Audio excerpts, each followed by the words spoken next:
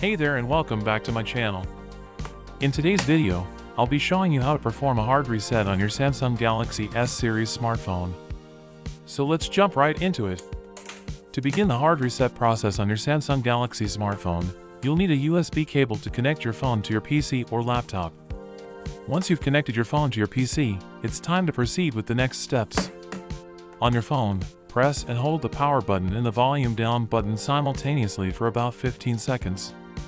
This will power off your phone. You also have the option to turn off the device using the regular procedure. However, we utilize this method specifically for situations where you might have forgotten your password or any screen lock type. However, once your phone is turned off, then press and hold the volume up button and the power button together. Continue holding these buttons until you see the hidden Android menu appear on your screen.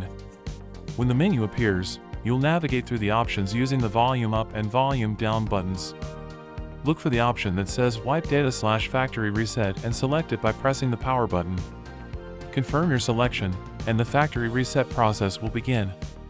Once the factory reset is complete, a message will appear indicating the completion of the process.